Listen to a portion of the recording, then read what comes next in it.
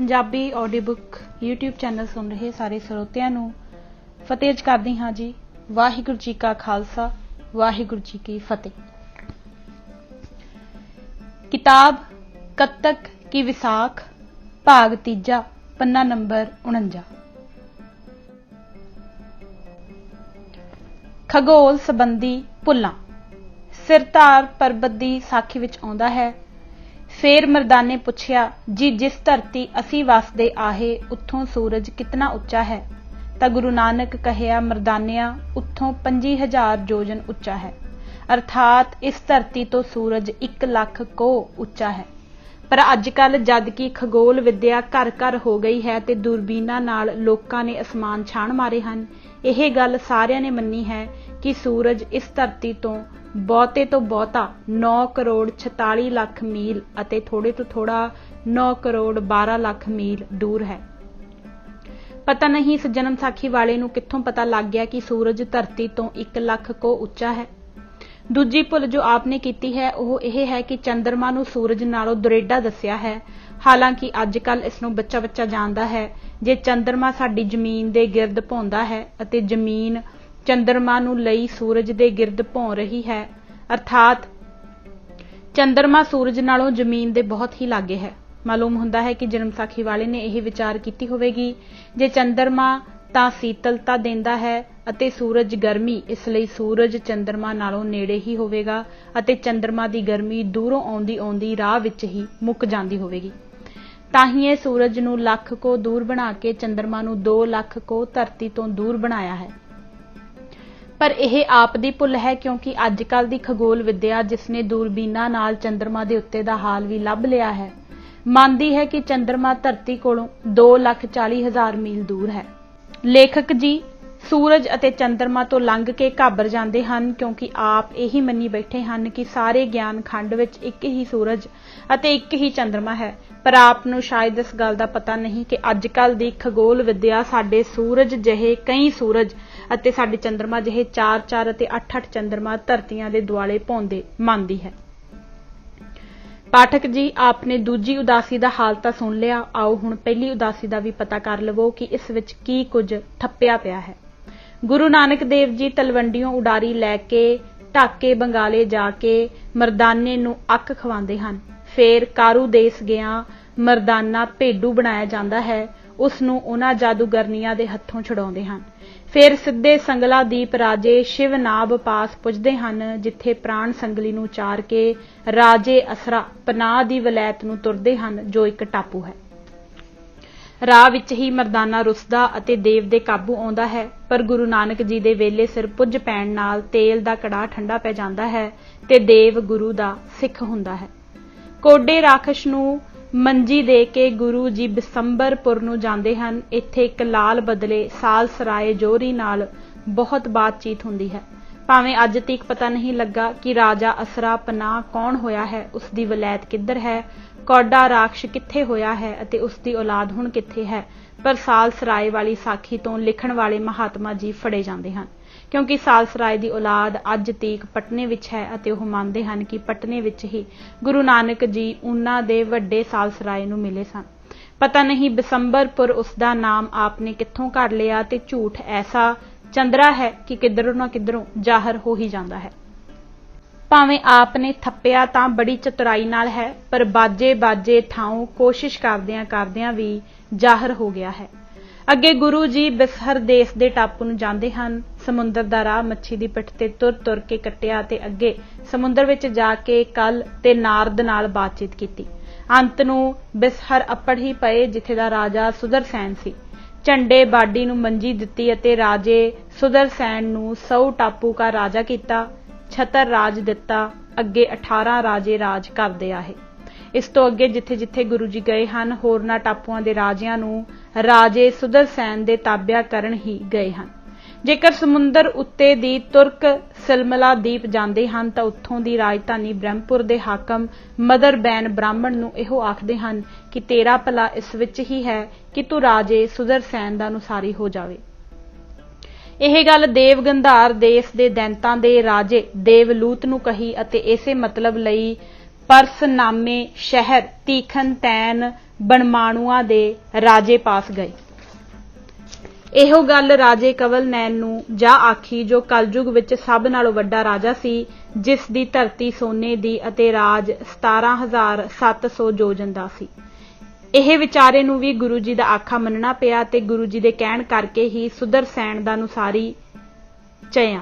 ਇਹਨਾਂ ਸਾਰੇ ਸਮਾਚਾਰਾਂ ਨੂੰ ਜਦ ਜਨਮ ਸਾਖੀ ਵਿੱਚ ਪੜ੍ਹੀਦਾ ਹੈ ਤਦ ਹੈਰਾਨ ਹੋਈਦਾ ਹੈ ਕਿ ਗੁਰੂ ਜੀ ਇਤਨੇ ਦੇਸ਼ਾਂ ਵਿੱਚ ਉਪਦੇਸ਼ ਕਰਨ ਗਏ ਸਨ ਜਾਂ ਰਾਜੇ ਸੁਦਰਸੈਨ ਦੀ ਵਕਾਲਤ ਕਰਨ। ਸਾਰੀ ਉਦਾਸੀ ਪੜ੍ਹ ਲਵੋ ਬਿਨਾਂ ਦੋ ਕੁ ਸਾਖੀਆਂ ਦੇ, ਜਿਨ੍ਹਾਂ ਵਿੱਚ ਅੱਧੋ ਸੁੱਧ ਮਿਲਾਵਟ ਹੈ। ਬਾਕੀ ਦੀਆਂ ਸਾਰੀਆਂ ਸਾਖੀਆਂ ਕਪੋਲ ਕਲਪਤ ਹਨ। ਇਹ ਨਾ ਹੀ ਗੁਰੂ ਜੀ ਦੀਆਂ ਸਾਖੀਆਂ ਹੋ ਸਕਦੀਆਂ ਹਨ ਅਤੇ ਨਾ ਹੀ ਕਿਸੇ ਇਤਿਹਾਸ ਖੋਜੀ ਦੇ ਦਿਲ ਨੂੰ ਠੰਡ ਪਾ ਸਕਦੀਆਂ ਹਨ। ਹਾਂ, ਪੁਰਾਣੇ ਸੁਣਨ ਵਾਲੇ ਸ਼ਰਧਾਲੂਆਂ ਨੂੰ ਪੁਰਾਣਕ ਸਾਖੀਆਂ ਵਰਗਾ ਥੋੜਾ ਜਿਹਾ ਮਸਾਲਾ ਕਿੱਧਰੋਂ ਵੀ ਮਿਲ ਸਕਦਾ ਹੈ। ਅਯੋਗ ਗੱਲਾਂ। ਜਿੱਥੇ ਸਾਖੀ ਉੱਤੇ ਸਾਖੀ ਮਨਘੜਤ ਜਾਪਦੀ ਹੈ, ਉੱਥੇ ਅਯੋਗ ਗੱਲਾਂ ਦਾ ਵੀ ਕੋਈ ਟੋਟਾ ਨਹੀਂ। ਮਿਸਾਲ ਲਈ ਇਹ ਕਵਲ ਨੈਣ ਦੀ ਸਾਖੀ ਹੀ ਲੈ ਲਵੋ। ਮਰਦਾਨਾ ਪੁੱਛਦਾ ਹੈ, ਜੀ ਇੱਥੇ ਇਸਤਰੀ ਪੁਰਖ ਮੈਥਨ ਕਰਦੇ ਹਨ ਕਿ ਨਹੀਂ ਕਰਦੇ?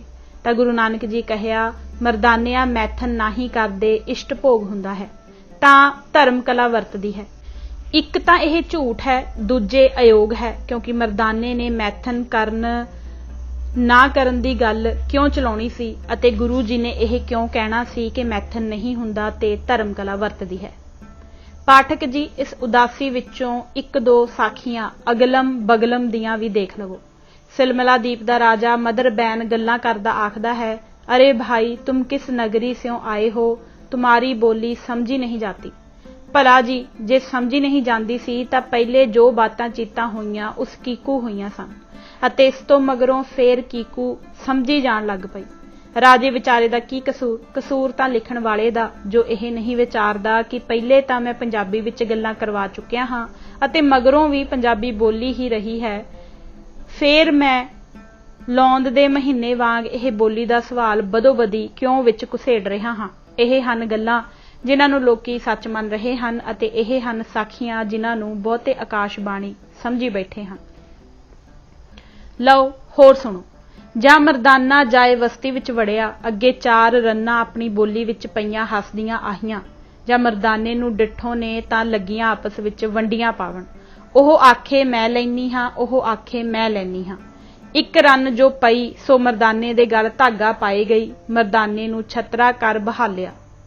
ਇੱਕ ਰੰਨ ਜੋ ਪਈ ਮੇਰੇ ਗਲ ਧਾਗਾ ਗੱਤਨ ਲੱਗੀ, ਸੋ ਛਤਰੀ ਹੋਏ ਗਈ ਅਤੇ ਇੱਕ ਰੰਨ ਗੁਰੂ ਜੀ ਦੇ ਗਲ ਧਾਗਾ ਕੱਤਣ ਲੱਗੀ, ਸੋ ਕੁੱਤੀ ਹੋਏ ਗਈ।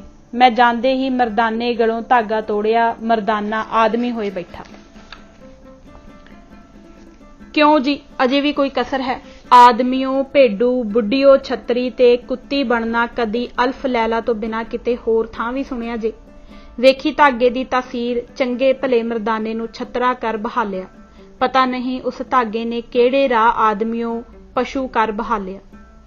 ਇਹ ਹਨ ਸਾਖੀਆਂ ਜਿਨ੍ਹਾਂ ਨੂੰ ਲੋਕੀ ਗੁਰੂ ਅੰਗਦ ਜੀ ਦੇ ਹਜ਼ੂਰ ਲਿਖੀਆਂ ਗਈਆਂ ਮੰਨਦੇ ਹਨ।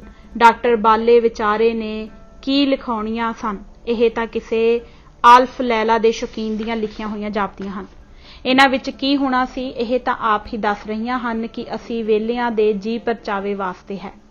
ਇਸ ਸਾਖੀ ਨਾਲ ਮਿਲਦੀ ਜੁਲਦੀ ਕਲ ਤੇ ਨਾਰਦ ਦੀ ਸਾਖੀ ਹੈ ਕਿ ਗੁਰੂ ਜੀ ਸਮੁੰਦਰ ਉੱਤੇ ਤੁਰੇ ਜਾਂਦੇ ਹਨ। ਅੱਗੋਂ ਕਲ ਬਿਕਰਾਲ ਰੂਪ ਧਾਰ ਕੇ ਆਈ, ਗੁਰੂ ਜੀ ਨੇ ਉਸਦੇ ਮੂੰਹ ਵਿੱਚ ਸੋਟਾ ਦੇ ਦਿੱਤਾ। ਉਹ ਚੀਕਦੀ ਪਿੱਛੇ ਹਟੀ।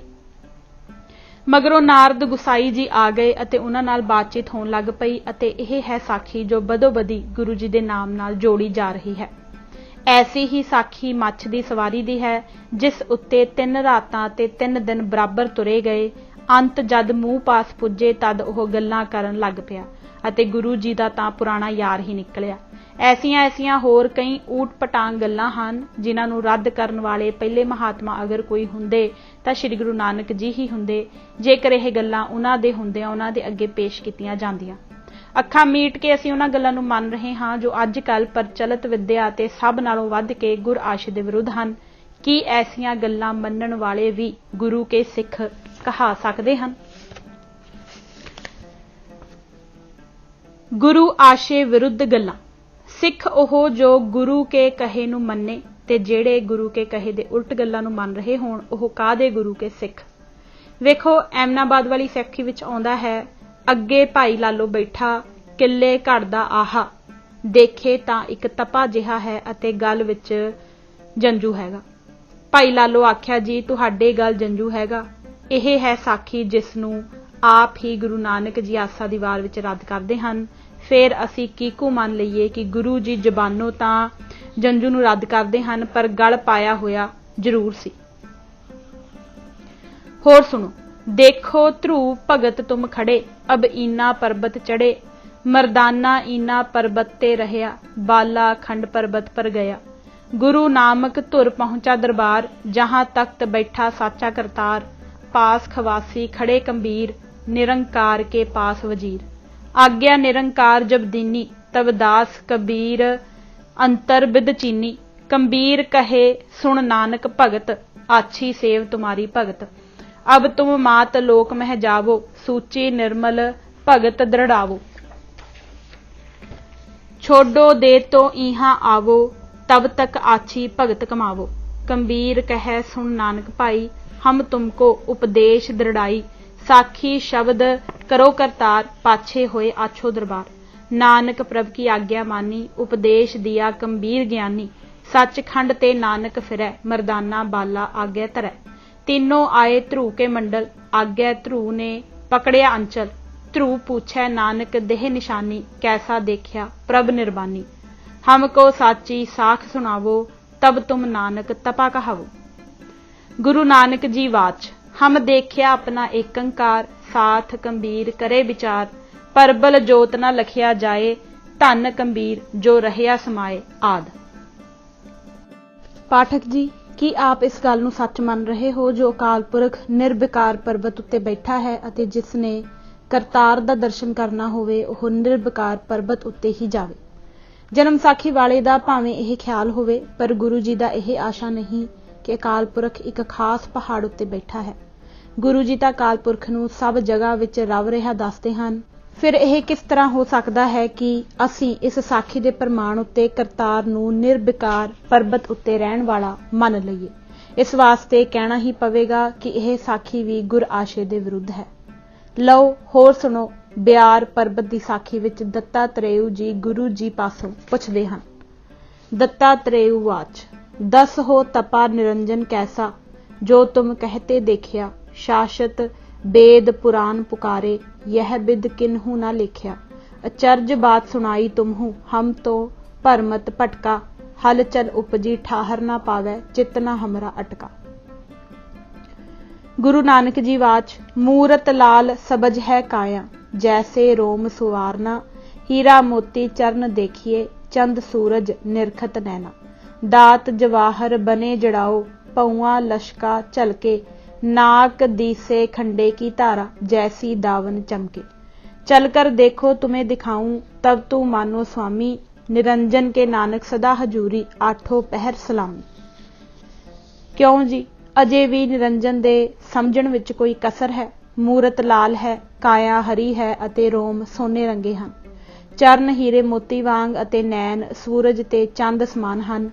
दंद जवारा वांग, ਭਵਾਂ ਲਿਸ਼ਕਾ ਮਾਰਦੀਆਂ ਤੇ ਨੱਕ ਖੰਡੇ ਦੀ ਧਾਰ ਵਾਂਗ ਹੈ। ਗੁਰੂ ਨਾਨਕ ਜੀ ਕਹਿੰਦੇ ਹਨ ਕਿ ਨਿਰੰਜਨ ਐਸਾ ਹੈ ਕਿ ਅਸੀਂ ਹੁਣ ਕਹਿ ਸਕਦੇ ਹਾਂ ਕਿ ਅਕਾਲ ਪੁਰਖ ਦਾ ਕੋਈ ਚਿਹਨ ਚੱਕਰ ਨਹੀਂ, ਰੂਪ ਰੰਗ ਨਹੀਂ ਤੇ ਰੇਖ ਨਹੀਂ। ਇਹ ਕੈਸੀ ਅਚਰਜ ਗੱਲ ਹੈ ਕਿ ਦਸੇ ਪਾਤਸ਼ਾਹੀਆਂ ਤਾਂ ਇਹਨਾਂ ਗੱਲਾਂ ਦਾ ਖੰਡਨ ਕਰਨ ਤੇ ਅਸੀਂ ਜਨਮ ਸਾਖੀ ਨੂੰ ਇਲਹਾਮੀ ਮੰਨ ਕੇ, ਇਹ ਮੰਨ ਕੇ ਕਿ ਇਸ ਵਿੱਚ ਕੋਈ ਭੁੱਲ ਹੀ ਨਹੀਂ, ਗੁਰ ਆਸ਼ੇ ਦੇ ਉਲਟ ਮੰਨਦੇ ਫਿਰੀਏ। ਸਧਾਰਨ ਸਮਝ ਵਾਲਾ ਆਦਮੀ ਵੀ ਕਹਿ ਸਕਦਾ ਹੈ ਜੋ ਪੁਸਤਕ ਸਾਨੂੰ ਗੁਰੂ ਆਸ਼ੇ ਦੇ ਉਲਟ ਸਿੱਖਿਆ ਦੇਵੇ ਉਹ ਮੰਨਣ ਯੋਗ ਨਹੀਂ। ਸਾਰੇ ਭਰਾ ਕਿਸ ਭੁੱਲ ਵਿੱਚ ਫਸੇ ਹੋਏ ਅੱਜ ਤੀਕ ਇਹ ਮੰਨੀ ਆਏ ਹਨ ਕਿ ਜੋ ਕੁਝ ਇਸ ਜਨਮ ਸਾਖੀ ਵਿੱਚ ਲਿਖਿਆ ਹੈ ਇਹ ਅੱਖਰ ਅੱਖਰ ਠੀਕ ਹੈ। ਜੇਕਰ ਕੋਈ ਸੱਜਣ ਅਜੇ ਵੀ ਇਸ ਉੱਤੇ ਹੱਠ ਕਰੇ ਕਿ ਇਹ ਜਨਮ ਸਾਖੀ ਗੁਰੂ ਅੰਗਦ ਜੀ ਦੇ ਹਜ਼ੂਰ ਲਿਖੀ ਗਈ ਹੈ, ਤਦ ਇਸ ਤੋਂ ਬਿਨਾਂ ਉਸ ਨਾਲ ਹੋਰ ਕੁਝ ਨਹੀਂ ਕੀਤਾ ਜਾ ਸਕਦਾ ਕਿ ਉਸ ਦੀ ਹਾਲਤ ਉੱਤੇ ਤਰਸ ਕੀਤਾ ਜਾਵੇ। ਜੋ ਅਜੇ ਵੀ ਸਿੱਧੇ ਰਾਹ ਨੂੰ ਨਾ ਮੰਨੇ ਉਹ ਸੱਚਮੁੱਚ ਹੀ ਰਹਿਮ ਦੇ ਕਾਬਿਲ ਹੈ। ਇਸ ਤੋਂ ਵੱਧ ਕੇ ਕਿਸੇ ਪੁਸਤਕ ਦੇ ਉਲਟ ਹੋਰ ਕੁਝ ਨਹੀਂ ਕਹਿਆ ਜਾ ਸਕਦਾ ਕਿ ਉਸ ਦੇ ਲੇਖ ਗੁਰੂ ਆਸ਼ੇ ਦੇ ਉਲਟ ਹਨ। ਇਹ ਦਲੀਲ ਕਾਫੀ ਹੈ ਕਿ ਜਿਸ ਨਾਲ ਅਸੀਂ ਖਰੇ ਖੋਟੇ ਦੀ ਪਰਖ ਕਰ ਸਕਦੇ ਹਾਂ। ਹੋਰ सुनो, कंधार विच यार अली नाल बातचीत हुंदी है।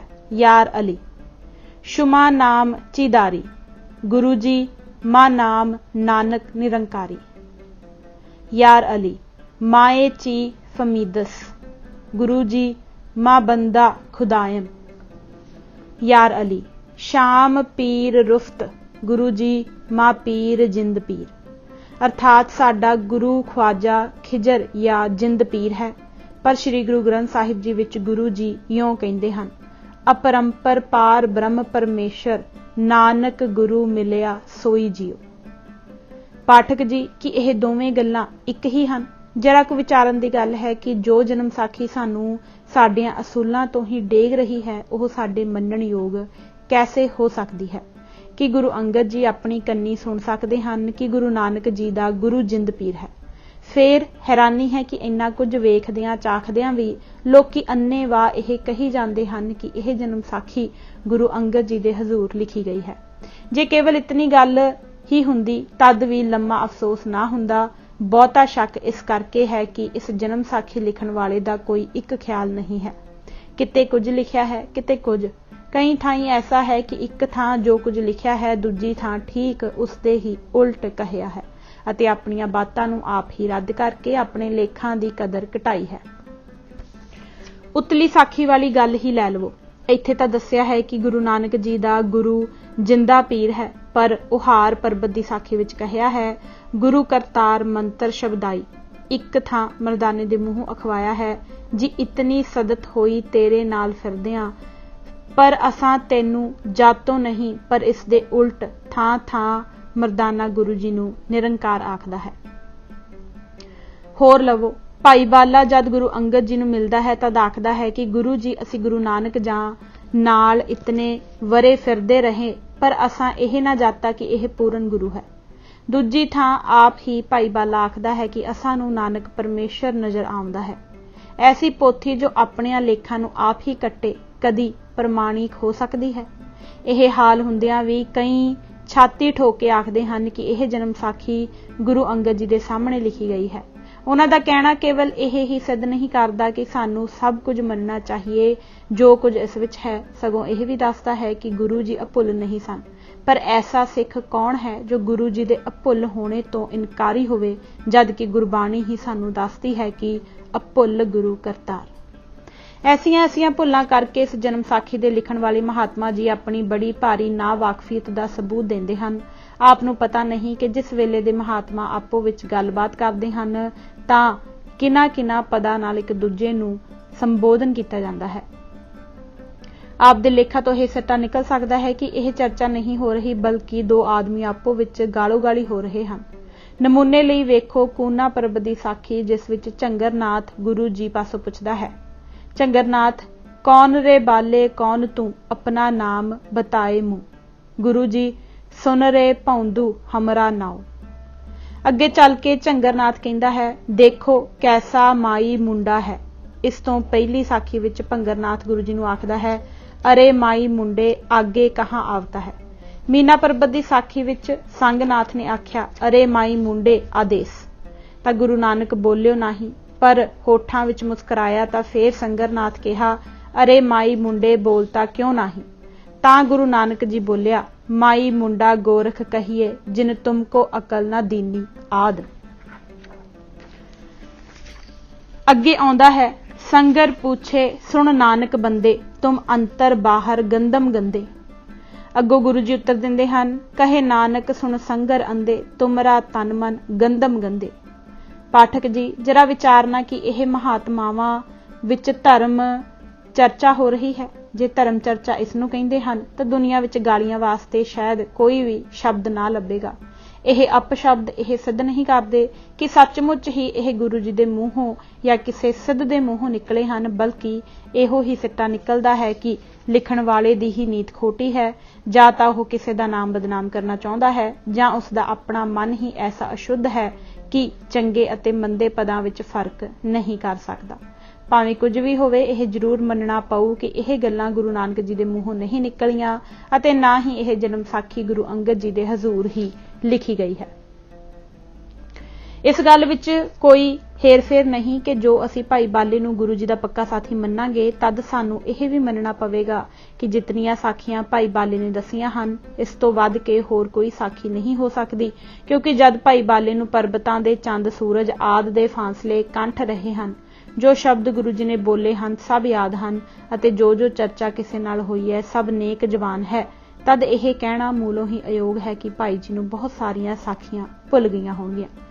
ਜਿਸ ਦੀ ਇਤਨੀ ਯਾਦ ਸ਼ਕਤੀ ਹੋਵੇ ਕਿ ਹਰ ਜਗ੍ਹਾ ਦਾ ਫਾਸਲਾ ਤੇ ਹਰ ਆਦਮੀ ਦਾ ਚਰਚਾ ਦਿਲ ਉੱਤੇ ਨਕਸ਼ ਹੋ ਕੇ ਮੁੜ ਭੁੱਲੇ ਹੀ ਨਾ, ਉਹ ਭਲਾ ਸਾਖੀਆਂ ਨੂੰ ਕਦ ਭੁਲਾ ਸਕਦਾ ਹੈ। ਪਰ ਜਦ ਅਸੀਂ ਭਾਈ ਬਾਲੇ ਵਾਲੀ ਜਨਮ ਸਾਖੀ ਨੂੰ ਇਸ ਕਸਵੱਟੀ ਉੱਤੇ ਲਾਉਂਦੇ ਹਾਂ ਤਦ ਮੂਲੋਂ ਹੀ ਅਧੂਰੀ ਪਾਉਂਦੇ ਹਾਂ, ਕਿਉਂਕਿ ਇਸ ਵਿੱਚ ਗੁਰਦੁਆਰਿਆਂ ਦੇ ਨਾਮ ਤੇ ਸਾਖੀਆਂ ਇਤਨੀਆਂ ਥੋੜੀਆਂ ਹਨ ਕਿ ਦੁਵੱਲੀ ਟਾਕਰਾ ਕਰਕੇ ਇਹ ਖਿਆਲ ਵੀ ਨਹੀਂ ਆ ਸਕਦਾ ਕਿ ਜੇ ਆਦਮੀ ਗੁਰੂ ਜੀ ਦੇ ਨਾਲ ਹੋਵੇ ਉਹ ਐਸੇ ਮੋਟੇ ਗੁਰਦੁਆਰੇ ਤੇ ਕਾਰਨਾਮੇ ਭੁੱਲ ਜਾਵੇ। ਮੈਂ ਭਾਈ ਗਿਆਨ ਸਿੰਘ ਜੀ ਗਿਆਨੀ ਕਿਰਤ ਜਨਮ ਸਾਖੀ ਵਿੱਚੋਂ ਉਹਨਾਂ ਗੁਰਦੁਆਰਿਆਂ ਦੇ ਨਾਮ ਦਿੰਦਾ ਹਾਂ ਜੋ ਭਾਈ ਬਾਲੇ ਵਾਲੀ ਜਨਮ ਸਾਖੀ ਵਿੱਚ ਨਹੀਂ ਦਿੱਤੇ ਹੋਏ। ਅੰਤ ਵਿੱਚ ਕੁਝ ਕੁ ਹੋਰ ਗੁਰਦੁਆਰਿਆਂ ਦਾ ਵੀ ਜ਼ਿਕਰ ਕਰਾਂਗਾ ਜੋ ਅੱਜ ਕੱਲ੍ਹ ਮਿਲੇ ਹਨ ਅਤੇ ਜੋ ਗਿਆਨੀ ਜੀ ਦੀ ਨਜ਼ਰੋਂ ਬਚੇ ਰਹੇ ਸਨ। ਇਹ ਖਿਆਲ ਨਾਲ ਹੀ ਕਰ ਲੈਣਾ ਚਾਹੀਦਾ ਹੈ ਕਿ ਜਿਤਨੇ ਨਾਮ ਗੁਰਦੁਆਰਿਆਂ ਦੇ ਹੋਣਗੇ ਉਤਨੀਆਂ ਹੀ ਸਾਖੀਆਂ ਹੋਰ ਹੋਣਗੀਆਂ, ਕਿਉਂਕਿ ਕੋਈ ਐਸਾ ਗੁਰਦੁਆਰਾ ਨਹੀਂ ਜੋ ਇੱਕ ਦੋ ਸਾਖੀਆਂ ਨੂੰ ਨਾ ਲਈ ਬੈਠਾ ਹੋਵੇ। ਨਾਮ ਗੁਰਦੁਆਰਿਆਂ ਦੇ ਜੋ ਭਾਈ ਬਾਲੇ ਵਾਲੀ ਜਨਮ ਸਾਖੀ ਵਿੱਚ ਨਹੀਂ ਹਨ: ਪਹਿਲੀ ਉਦਾਸੀ ਬਾਬੇ ਦੀ ਬੇਰ ਸਿਆਲਕੋਟ, ਤੀਰਥ ਪਹੋਆ, ਹਰਿਦੁਆਰ, ਬਨਾਰਸ, ਗਿਆ, ਮਾਲਦਾ ਬੰਗਾਲ, ਮੁਰਸ਼ਦਾਬਾਦ, ਢਾਕਾ, ਰਾਜਗਿਰੀ, ਬਰਛਾ ਸਾਹਿਬ ਧਨਪੁਰ, ਬਾਲਵਾ ਕੁੰਡ, ਥੁਬੜੀ ਤੇ ਬੋਬੀਆ ਬੰਦਰ, ਮੋਦਨੀਪੁਰ, ਕਟਕ, ਜਗਨਨਾਥ ਅਤੇ ਚੰਦੇਰੀ। ਦੂਜੀ ਉਦਾਸੀ ਸਰਸਾ 2 ਗੁਰਦੁਆਰੇ, ਅਜਮੇਰ, ਪੁਸ਼ਕਰ, ਸੇਵਨੀ ਪਾਸ ਰਾਮਟਕ, ਨਾਨਕ ਝੇਰਾ ਬਿਦਰ ਸ਼ਹਿਰ, ਤਿਲਗੰਜੀ, ਤੰਜੋਰ, ਕੁੰਭਕੈਣ, ਰਾਜਾ ਰਾਮ ਦੇ ਲਗਾਏ ਲੰਗਰ, 360, ਜੂਨਾਗੜ੍ਹ, ਗਿਰਨਾਰ ਪਰਬਤ, ਬੇਟ ਦਵਾਰਕਾ, ਅੰਜਾਰ ਸ਼ਹਿਰ, ਮਾੜਵੀ ਬੰਦਰ, ਉੱਚ ਅਤੇ ਮੁਲਤਾਨ। ਤੀਜੀ ਉਦਾਸੀ ਜਵਾਲਾਮੁਖੀ, ਬੁੱਢਨ ਸ਼ਾਹ ਪਾਸ, ਜੋਹੜ ਸਰ ਤੀਰਥ, ਮਾਹੀਸਰ, ਬਦਰੀਨਾਥ, ਨਾਨਕਮਤਾ, ਰੀਠਾ ਸਾਹਿਬ, ਕੋਟ ਦੁਆਰ ਸ਼ਹਿਰ, ਬ੍ਰਹਮਕੁੰਡ, ਖਟਮੰਡੂ, ਤਾਮਲੁੰਗ, ਅਸ਼ਕਰੋ ਸ਼ਹਿਰ ਅਤੇ ਅਸਕਰਦੂ। ਚੌਥੀ ਉਦਾਸੀ ਰੋਹਤਾਸ, ਨਰਮੇ, ਹੈਦਰਾਬਾਦ,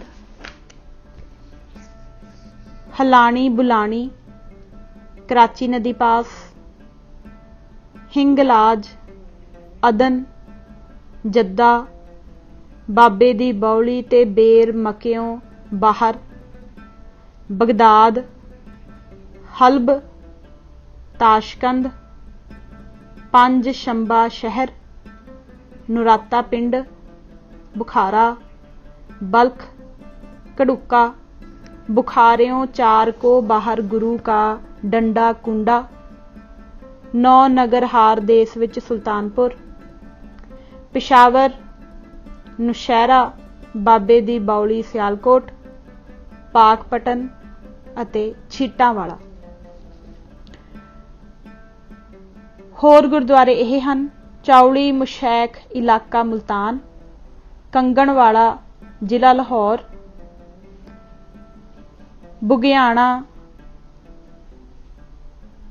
ਮਾਂਗਾ ਖਾਲੜਾ ਜ਼ਿਲ੍ਹਾ ਲਾਹੌਰ, ਜਾਮੇ ਰਾਏ ਪਾਸ ਜ਼ਿਲ੍ਹਾ ਅੰਮ੍ਰਿਤਸਰ, ਨਗਰ ਠੱਟਾ ਇਲਾਕਾ ਸਿੰਧ, ਨਾਨਕਸਰ ਮਾਲਵਾ, ਤਖਤੂਪੁਰਾ ਮਾਲਵਾ ਅਤੇ ਸੰਗਰੂਰ ਪਾਸ ਗੁਰੂ ਕਾ ਦੇਹੁਰਾ।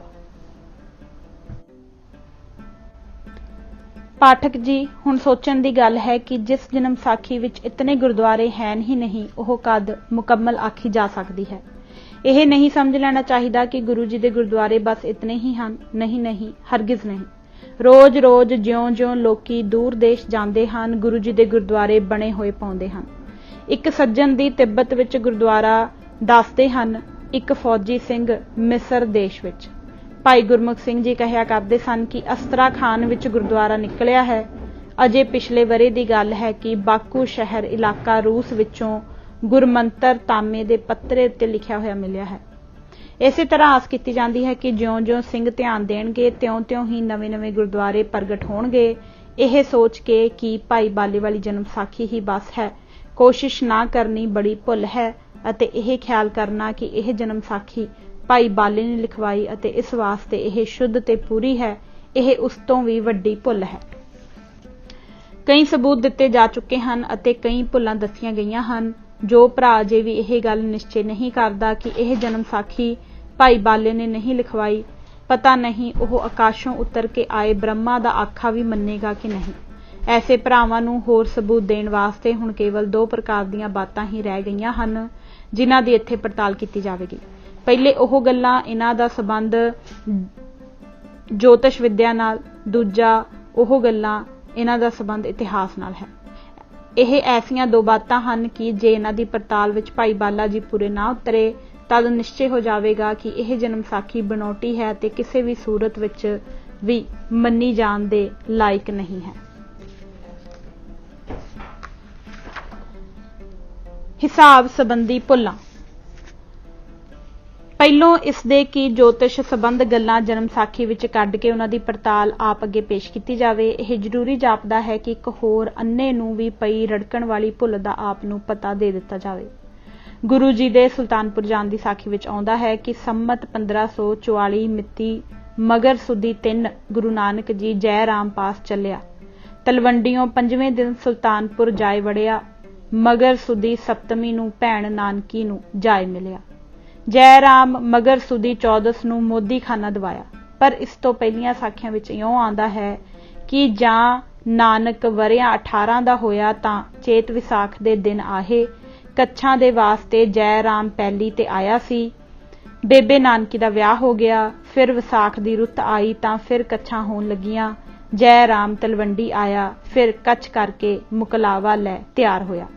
ਇਸ ਲੇਖ ਤੋਂ ਸਾਫ਼ ਸਿੱਧ ਹੁੰਦਾ ਹੈ ਕਿ ਜਦ ਗੁਰੂ ਜੀ 18 ਵਰ੍ਹੇ ਦੇ ਸੇ ਤਾਂ ਬੇਬੇ ਨਾਨਕੀ ਜੀ ਦਾ ਵਿਆਹ ਹੋਇਆ ਅਤੇ ਜਦ 19 ਵਰ੍ਹੇ ਹੋਏ ਤਦ ਬੇਬੇ ਨਾਨਕੀ ਜੀ ਦਾ ਮੁਕਲਾਵਾ ਹੋਇਆ। ਅਗਲੀ ਸਾਖੀ ਵਿੱਚ ਆਉਂਦਾ ਹੈ ਕਿ ਜਾਂ ਬਾਬਾ ਨਾਨਕ 20 ਵਰ੍ਹਿਆਂ ਦਾ ਹੋਇਆ ਤਾਂ ਇੱਕ ਅਤੀਤ ਨੂੰ ਗੜਵਾ ਤੇ ਛਾਪ ਦੇ ਆਇਆ।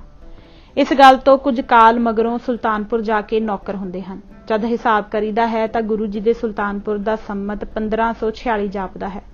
ਪਰ ਜਨਮ ਸਾਖੀ ਵਾਲਾ ਕਿਸ ਉਲਟੀ ਬੁੱਧੀ ਨਾਲ ਆਪ ਹੀ 20 ਵਰ੍ਹਿਆਂ ਦੀ ਉਮਰ ਲਿਖ ਕੇ ਆਪ ਹੀ ਲਿਖਦਾ ਹੈ ਕਿ ਗੁਰੂ ਜੀ ਸੰਮਤ 1544 ਵਿੱਚ ਸੁਲਤਾਨਪੁਰ ਅੱਪੜੇ।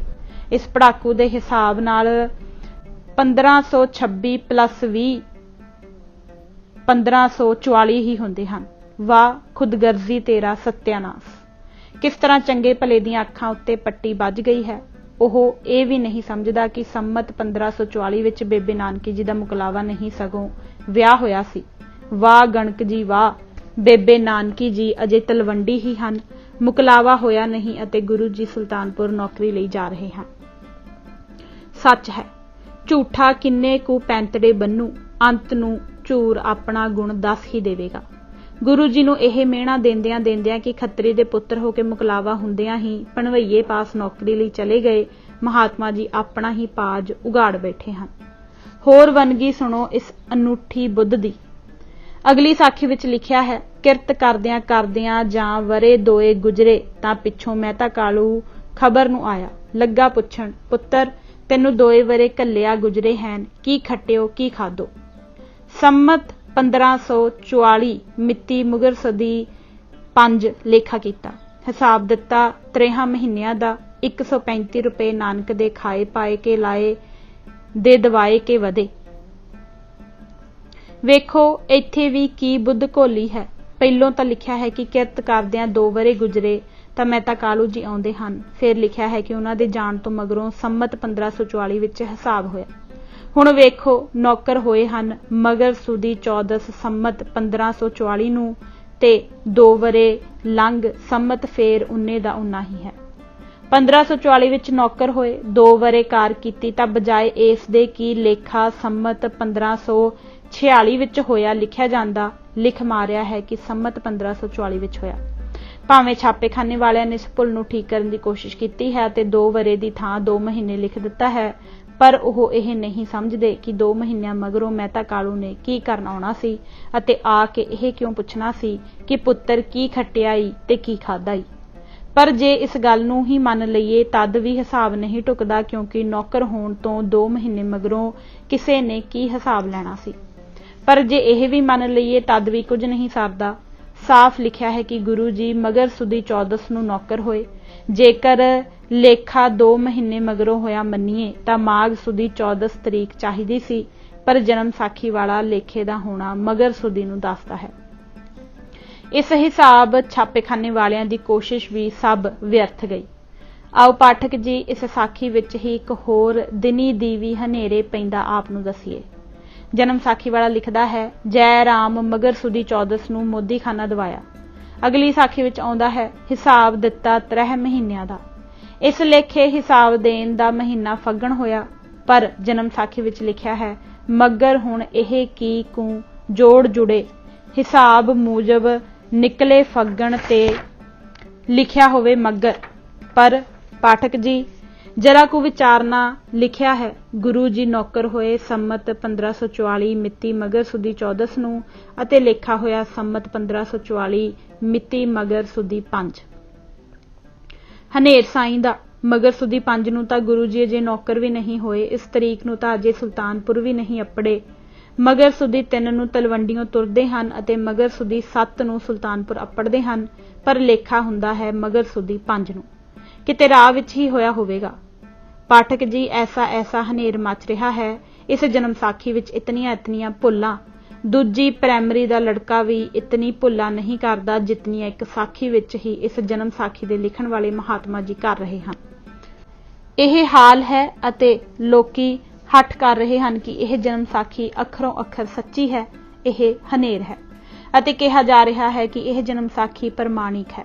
ਇਤਨੀਆਂ ਭੁੱਲਾਂ ਹਨ ਅਤੇ ਲੋਕੀ ਕੂਕ ਰਹੇ ਹਨ ਕਿ ਇਹ ਜਨਮ ਸਾਖੀ ਗੁਰੂ ਅੰਗਦ ਜੀ ਦੇ ਹਜ਼ੂਰ ਲਿਖੀ ਗਈ ਹੈ। ਹਾਂ, ਕੈਸਾ ਅਨੇਰ। ਇਹ ਜਨਮ ਸਾਖੀ ਵਾਲਾ ਜੇਕਰ ਇੰਨੀਆਂ ਭੁੱਲਾਂ ਉੱਤੇ ਹੀ ਬਸ ਕਰ ਦਿੰਦਾ ਤਦ ਵੀ ਕੁਝ ਸੀ। ਇਸ ਨੇ ਤਾਂ ਭੁੱਲਾਂ ਦਾ ਠੇਕਾ ਹੀ ਚੁੱਕ ਲਿਆ ਜਾਪਦਾ ਹੈ। ਬਾਬਾ ਸ਼੍ਰੀ ਚੰਦ ਜੀ ਦੇ ਪੈਦਾ ਹੋਣ ਦੀ ਬਾਬਤ ਲਿਖਿਆ ਹੈ, ਜਾਂ ਵਰਿਆ ਬੱਤੀਆਂ ਦੀ ਉਮਰ ਸੰਸਾਰੀ ਸੂਤਰ ਹੋਈ ਤਾਂ ਗੁਰੂ ਨਾਨਕ ਜੀ ਦੇ ਘਰ ਇੱਕ ਪੁੱਤਰ ਜਨਮਿਆ। ਜਦ ਗੁਰੂ ਜੀ ਨੇ ਮੋਦੀਖਾਨਾ ਛੱਡਿਆ ਤੇ ਨਵਾਬ ਨਾਲ ਨਮਾਜ਼ ਨਾ ਪੜ੍ਹੀ, ਉਦੋਂ ਸ਼੍ਰੀ ਚੰਦ ਵਰਿਆਂ ਪੌਣਿਆਂ 5 ਦਾ ਆਹ। ਇਸ ਹਿਸਾਬ ਸ਼੍ਰੀ ਚੰਦ ਜੀ ਪੈਦਾ ਤਾਂ ਹੋਏ ਸੰਮਤ 1558 ਵਿੱਚ ਅਤੇ ਗੁਰੂ ਨੇ ਲਟਾਕਾ ਛੱਡਿਆ ਦੁਨੀਆ ਦਾ ਸੰਮਤ 1563 ਵਿੱਚ। ਇਸ ਤੋਂ ਮਗਰੋਂ ਗੁਰੂ ਜੀ ਮਹੀਨਾ ਭਰ ਐਮਨਾਬਾਦ ਰਹਿੰਦੇ ਹਨ ਅਤੇ ਫਿਰ ਤਲਵੰਡੀ ਕੁਝ ਸਾਲ ਰਹਿ ਕੇ ਪਹਿਲੀ ਉਦਾਸੀ ਲਈ ਤਿਆਰ ਹੁੰਦੇ ਹਨ। ਇੱਥੇ ਜਨਮ ਸਾਖੀ ਵਾਲਾ ਅਜੀਬ ਭੁੱਲ ਕਰਦਾ ਹੈ ਅਤੇ ਆਪਣੇ ਬੇਢੰਗੇ ਹਿਸਾਬ ਨਾਲ ਲਿਖਦਾ ਹੈ, ਸੰਮਤ 1553 ਮਿਤੀ ਪੋਹ ਸੁਦੀ 9 ਵੀਰਵਾਰ ਤਲਵੰਡੀਓਂ ਗੁਰੂ ਨਾਨਕ ਜੀ ਚੱਲਣ ਲੱਗੇ। ਕਿਉਂ ਪਾਠਕ ਜੀ, ਅਜੇ ਵੀ ਸੱਚ ਝੂਠ ਦੇ ਨਿਤਰਨ ਵਿੱਚ ਕੋਈ ਕਸਰ ਹੈ। ਆਪਣੀ ਹੱਥੀਂ ਹੀ ਸੰਮਤ 1563 ਬਣਾਇਆ, ਫੇਰ ਆਪ ਹੀ 1553 ਲਿਖਿਆ ਤੇ ਨਾਲ ਹੀ ਉੱਗਾ ਇਹ ਕੀਤਾ ਕਿ ਜਨਮ ਸਾਖੀ ਗੁਰੂ ਅੰਗਦ ਜੀ ਦੇ ਹਜ਼ੂਰ ਲਿਖੀ ਗਈ ਹੈ। 10 ਵਰਿਆਂ ਦਾ ਫਰਕ, ਦਿਨ ਦੀਵੀਂ ਸਾਕਾ ਅਤੇ ਆਪਣਾ ਟੋਟਣ ਬਚਾਉਣ ਲਈ ਸ਼ਰਨ ਗੁਰੂ ਅੰਗਦ ਦੇਵ ਜੀ ਦੀ। ਜਿਸ ਜਨਮ ਸਾਖੀ ਵਿੱਚ ਇਤਨੀਆਂ ਭੁੱਲਾਂ ਹੋਣ ਉਸਨੂੰ ਕੌਣ ਅਕਲ ਵਾਲਾ ਆਦਮੀ ਪ੍ਰਮਾਣਿਕ ਜਨਮ ਸਾਖੀ ਆਖ ਸਕਦਾ ਹੈ।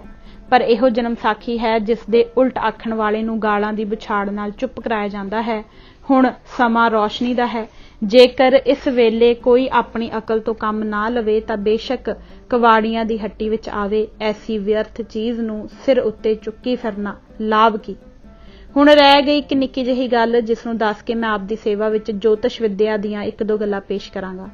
ਜਨਮ ਸਾਖੀ ਵਿੱਚ ਆਉਂਦਾ ਹੈ, ਜਾਂ ਸ਼੍ਰੀ ਚੰਦ ਜੀ ਵਰਿਆਂ 13.5 ਦਾ ਹੋਇਆ ਸੀ ਅਤੇ ਲਖਮੀ ਦਾਸ ਸਾਹਿਬ ਜਾਂਦਾ ਭੇਟ ਵਿੱਚ ਸੀ।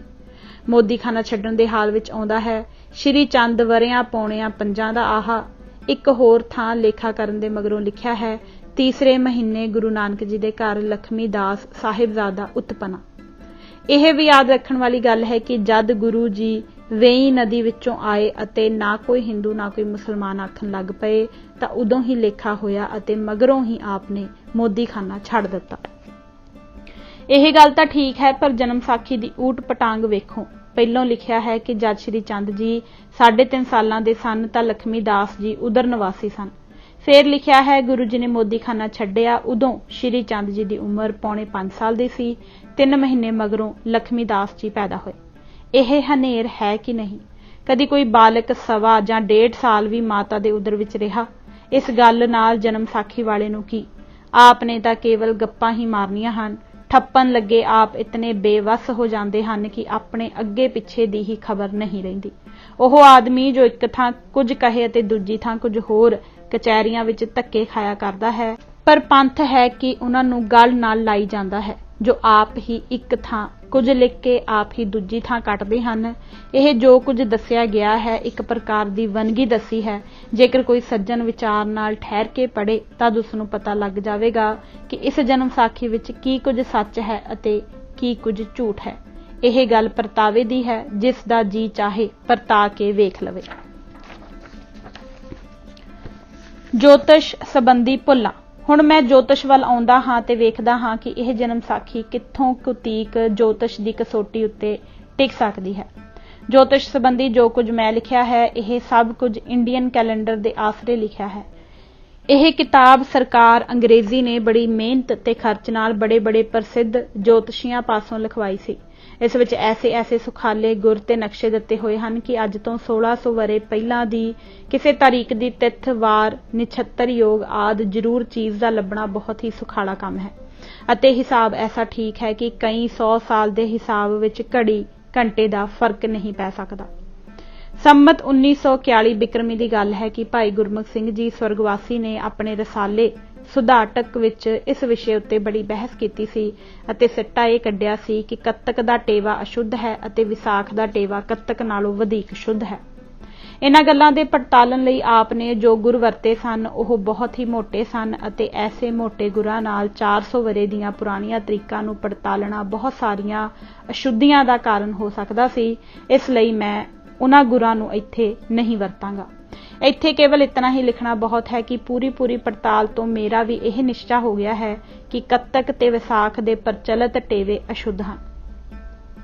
ਹੁਣ ਮੈਂ ਆਪਣੇ ਅਸਲੀ ਮਤਲਬ ਵੱਲ ਆਉਂਦਾ ਹਾਂ। ਜਨਮ ਕੁੰਡਲੀਆਂ ਆਪਨੇ ਕਈ ਵੇਖੀਆਂ ਹੋਣਗੀਆਂ। ਇਹਨਾਂ ਦੀ ਸ਼ਕਲ ਖੰਡੇ ਅਤੇ 12 ਟਾਉਣਾਂ ਦੇ ਵਿਚਕਾਰ ਹੁੰਦੀ ਹੈ।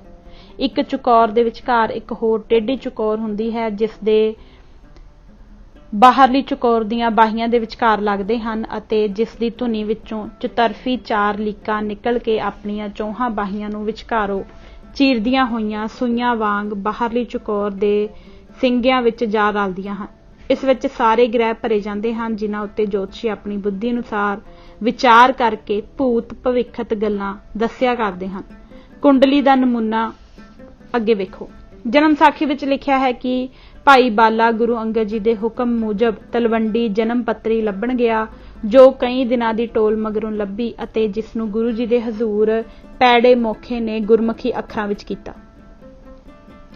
ਜਨਮ ਸਾਖੀ ਵਿੱਚ ਉਹ ਜਨਮ ਪੱਤਰੀ ਦਿੱਤੀ ਨਹੀਂ ਹੋਈ, ਪਰ ਇੱਕ ਟੇਵਾ ਵੇਖਣ ਵਿੱਚ ਆਉਂਦਾ ਹੈ ਜੋ ਇਸ ਜਨਮ ਸਾਖੀ ਦਾ ਜਾਇਆ ਮਾਲੂਮ ਹੁੰਦਾ ਹੈ। ਬਹੁਤੇ ਲੋਕ ਇਸ ਟੇਵੇ ਨੂੰ ਵਿਖਾ ਕੇ ਇਹ ਕਹਿਆ ਕਰਦੇ ਹਨ ਕਿ ਇਹ ਟੇਵਾ ਭਾਈ ਬਾਲੇ ਵਾਲੀ ਜਨਮ ਸਾਖੀ ਨਾਲ ਮਿਲਦਾ ਹੈ, ਇਸ ਲਈ ਇਹ ਠੀਕ ਹੈ। ਇੱਥੇ ਅਸੀਂ ਵੇਖਦੇ ਹਾਂ ਕਿ ਇਹ ਗੱਲ ਕਿੱਥੋਂ ਤੀਕ ਠੀਕ ਹੈ।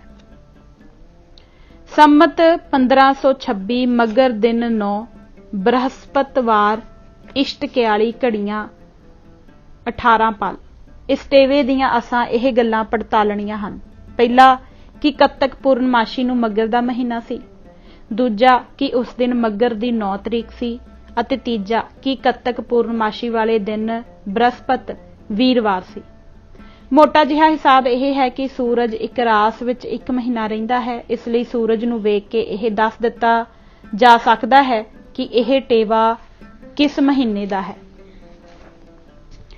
ਟੇਵੇ ਵਿੱਚ ਵੇਖੋ ਕਿ ਸੂਰਜ ਕਿਹੜੇ ਖਾਨੇ ਵਿੱਚ ਹੈ। ਵਿਸਾਖ ਨੂੰ ਪਹਿਲਾ ਮਹੀਨਾ ਸਮਝ ਕੇ ਗਿਣਨ ਲੱਗ ਪਓ। ਸੂਰਜ ਦੇ ਖਾਨੇ ਦੇ ਨੰਬਰ ਜੋ ਮਹੀਨਾ ਆਵੇ ਉਸ ਮਹੀਨੇ ਦਾ ਇਹ ਟੇਵਾ ਸਮਝੋ। ਇਸ ਟੇਵੇ ਵਿੱਚ ਸੂਰਜ 8ਵੇਂ ਘਰ ਹੈ। ਇਸ ਤੋਂ ਪਹਿਲਾਂ ਮਹੀਨਾ ਗਿਣਿਆ 8ਵਾਂ ਮਹੀਨਾ ਮੱਘਰ ਹੈ, ਜੋ ਇਸ ਟੇਵੇ ਦਾ ਮਹੀਨਾ ਹੈ। ਟੇਵੇ ਉੱਤੇ ਲਿਖਿਆ ਹੈ ਕਿ ਕੱਤਕ ਪੂਰਨਮਾਸ਼ੀ ਸੰਮਤ 1526 ਨੂੰ ਮੱਘਰ ਦੀ 9 ਤਰੀਕ ਅਤੇ ਬ੍ਰਹਸਪਤਵਾਰ ਸੀ। ਇਹ ਗੱਲਾਂ ਮੈਂ ਇੰਡੀਅਨ ਕੈਲੰਡਰ ਦੀ ਸਹਾਇਤਾ ਨਾਲ ਕਰਮ ਅਨੁਸਾਰ ਪਰਖਦਾ ਹਾਂ।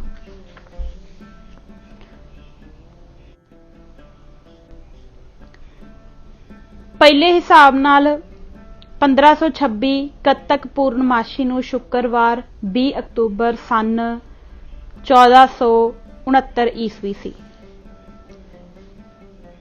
ਦੂਜੇ ਨਾਲ ਕੱਤਕ ਪੂਰਨਮਾਸ਼ੀ ਨੂੰ ਪਹਿਲਾ ਨਛੱਤਰ ਸੀ।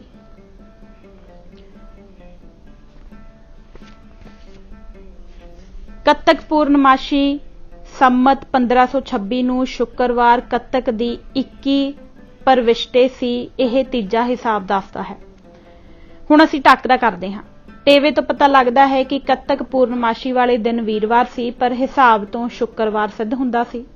ਟੇਵੇ ਦੇ ਸੂਰਜ ਤੋਂ ਇਹ ਟੇਵਾ ਮੱਘਰ ਮਹੀਨੇ ਦਾ ਸਿੱਧ ਹੁੰਦਾ ਹੈ ਅਤੇ ਟੇਵਾ ਦੱਸਦਾ ਹੈ ਕਿ ਕੱਤਕ ਪੂਰਨਮਾਸ਼ੀ ਮੱਘਰ ਦੀ 9 ਤਰੀਕ ਨੂੰ ਸੀ, ਪਰ ਹਿਸਾਬ ਤੋਂ ਪਤਾ ਲੱਗਦਾ ਹੈ ਕਿ ਸੰਮਤ 1526 ਵਿੱਚ ਕੱਤਕ ਪੂਰਨਮਾਸ਼ੀ 21 ਕੱਤਕ ਨੂੰ ਸੀ। ਕੈਸੀ ਹੈਰਾਨੀ ਦੀ ਗੱਲ ਹੈ ਕਿ ਟੇਵੇ ਵਿੱਚ ਪੂਰੇ ਮਹੀਨੇ ਦਾ ਫਰਕ ਪੈ ਗਿਆ। ਹਿਸਾਬ ਤੋਂ ਪਤਾ ਲੱਗਦਾ ਹੈ ਕਿ ਸੰਮਤ 1525 ਵਿੱਚ ਕੱਤਕ ਪੂਰਨਮਾਸ਼ੀ 3 ਮੱਘਰ ਸੋਮਵਾਰ ਨੂੰ ਸੀ, ਪਰ ਇਸ ਤੋਂ ਵੀ ਟੇਵੇ ਦੇ ਸ਼ੁੱਧ ਹੋਣਾ ਸਿੱਧ ਨਹੀਂ ਹੋ ਸਕਦਾ। ਅੰਤ ਵਿੱਚ ਇਹੋ ਹੀ ਕਹਿਣਾ ਪੈਂਦਾ ਹੈ ਕਿ ਕੱਤਕ ਪੂਰਨਮਾਸ਼ੀ ਵਾਲਾ ਟੇਵਾ ਮੂਲੋਂ ਹੀ ਅਸ਼ੁੱਧ ਹੈ। ਹੁਣ ਮੈਂ ਇਸ ਟੇਵੇ ਨੂੰ ਛੱਡ ਕੇ ਜਨਮ ਸਾਖੀ ਦੀਆਂ ਕੁਝ ਕੁ ਤਰੀਕਾਂ ਨੂੰ ਜੋਤਿਸ਼ ਦੀ ਕਸੌਟੀ ਉੱਤੇ ਲਾਉਂਦਾ ਹਾਂ। ਸ਼ੌਕ ਨਾਲ ਲਿਖਣਾ ਪੈਂਦਾ ਹੈ ਕਿ 2 ਕੁ ਥਾਈਂ ਜੋ ਦਿਨ ਵਾਰ ਦਿੱਤੇ ਹਨ ਉਹ ਮੂਲੋਂ ਹੀ ਅਸ਼ੁੱਧ ਹਨ। ਜਨਮ ਸਾਖੀ ਵਿੱਚੋਂ ਕੇਵਲ 3 ਗੱਲਾਂ ਹੀ ਐਸੀਆਂ ਨਿਕਲੀਆਂ ਹਨ ਜੋ ਜੋਤਿਸ਼ ਦੁਆਰਾ ਪਰਖੀਆਂ ਜਾ ਸਕਦੀਆਂ ਹਨ, ਸੋ ਤਿੰਨੇ ਹੀ ਅਸ਼ੁੱਧ ਹਨ। ਉਹ ਇਹ ਹਨ। ਪਹਿਲੀ, ਜਨਮ ਸਾਖੀ ਵਿੱਚ ਲਿਖਿਆ ਹੈ ਕਿ ਬਾਲਕ 27 ਨਛੱਤਰ ਪੂਰੇ ਜਨਮਿਆ। 27 ਨਛੱਤਰ ਰੇਵਤੀ ਹੈ, ਪਰ ਹਿਸਾਬ ਦੁਆਰਾ ਪਿੱਛੇ ਸਿੱਧ ਕੀਤਾ ਗਿਆ ਹੈ ਕਿ ਕੱਤਕ ਪੂਰਨਮਾਸ਼ੀ ਵਾਲੇ ਦਿਨ ਅਸ਼ਵਨੀ ਨਛੱਤਰ ਸੀ, ਜੋ ਪਹਿਲਾ ਨਛੱਤਰ ਹੈ ਅਤੇ 27 ਨਛੱਤਰ ਕਦਾਚਿਤ ਨਹੀਂ ਹੋ ਸਕਦਾ। ਦੂਜਾ, ਇੱਕ ਥਾਂ ਇਸ ਤਰ੍ਹਾਂ ਲਿਖਿਆ ਹੈ, ਸੰਮਤ 1544 ਮਿਤੀ ਮਾਘ ਸੁਦੀ 7ਵੀਂ ਵੀਰਵਾਰ ਸੁਲਤਾਨਪੁਰੋਂ ਤੁਰੇ। ਜੇ ਹਿਸਾਬ ਦੁਆਰਾ ਇਸ ਦੀ ਪੜਤਾਲ ਕਰੀਏ ਤਾਂ ਮਾਘ ਸੁਦੀ 7 ਸੰਮਤ 1544 ਨੂੰ ਸੋਮਵਾਰ ਸੀ, ਸੋ ਜਨਮ ਸਾਖੀ ਦਾ ਵੀਰਵਾਰ ਹੌਲੇ ਜਿਹੇ ਚੱਟੂ ਰੇਹੜ ਦੇਣ ਵਾਲੀ ਗੱਲ ਹੈ। ਤੀਜਾ, ਸਤਿਗੁਰੂ ਜੀ ਦੀ ਪਹਿਲੀ ਉਦਾਸੀ ਦੇ ਆਰੰਭ ਵਿੱਚ ਇਉਂ ਆਉਂਦਾ ਹੈ ਕਿ ਸੰਮਤ 1553 ਮਿਤੀ ਪੋਹ ਸੁਦੀ 9 ਵੀਰਵਾਰ ਤਲਵੰਡੀਓਂ ਗੁਰੂ ਨਾਨਕ ਜੀ ਚੱਲਣ ਲੱਗੇ। ਅਸੀਂ ਇਸ ਲੇਖ ਨੂੰ ਪੜਤਾਲਦੇ ਹਾਂ ਕਿ ਸੱਚਮੁੱਚ ਪੋਹ ਸੁਦੀ 9 ਸੰਮਤ 1553 ਨੂੰ ਵੀਰਵਾਰ ਸੀ ਕਿ ਕੋਈ ਹੋਰ ਦਿਨ। ਹਿਸਾਬ ਦੇ ਨਾਲ ਪੋਹ ਸੁਦੀ 9 ਸੰਮਤ 1553 ਨੂੰ ਬੁੱਧਵਾਰ ਸੀ, ਨਾ ਕਿ ਵੀਰਵਾਰ। ਸੋ ਜਨਮ ਸਾਖੀ ਦਾ ਇਹ ਲੇਖ ਵੀ ਅਸ਼ੁੱਧ ਸਿੱਧ ਹੋਇਆ। ਆਪ ਹੈਰਾਨ ਹੋਵੋਗੇ ਕਿ ਹਨੇਰ ਕੀ ਆ ਗਿਆ। ਭੁੱਲ 1 ਹੋਈ, 2 ਹੋਈਆਂ ਜਾਂ 3 ਹੋਈਆਂ। ਇਹ ਕੀ ਅਨਰਥ ਹੈ ਕਿ ਜਿੱਥੋਂ ਫੜੋ ਪਾਜ, ਜਿੱਥੋਂ ਪੜਤਾਲੋ ਝੂਠ ਹੀ ਨਿਕਲਦਾ। ਪਾਠਕ ਜੀ, ਇਸ ਦਾ ਵੀ ਕੀ ਕਾਰਨ ਹੈ?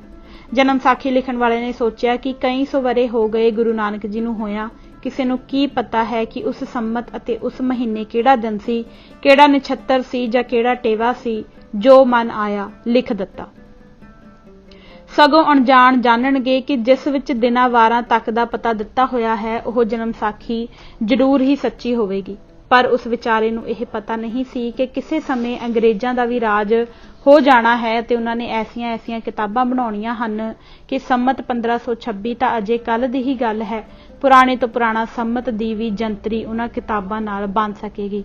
ਉਹ ਆਪਣੇ ਭਾਣੇ ਲੋਕਾਂ ਨੂੰ ਧੋਖਾ ਦੇ ਗਏ, ਪਰ ਅਸਲ ਗੱਲ ਇਹ ਹੈ ਕਿ ਉਸ ਧੋਖੇ ਨੇ ਹੀ ਆਪ ਦਾ ਸਭ ਪਾਜ ਉਘੇੜ ਦਿੱਤਾ ਅਤੇ ਦੱਸ ਦਿੱਤਾ ਕਿ ਆਪ ਕਿੱਥੋਂ ਤੱਕ ਸੱਚੇ ਹਨ ਅਤੇ ਕਿੱਥੋਂ ਤੱਕ ਝੂਠੇ।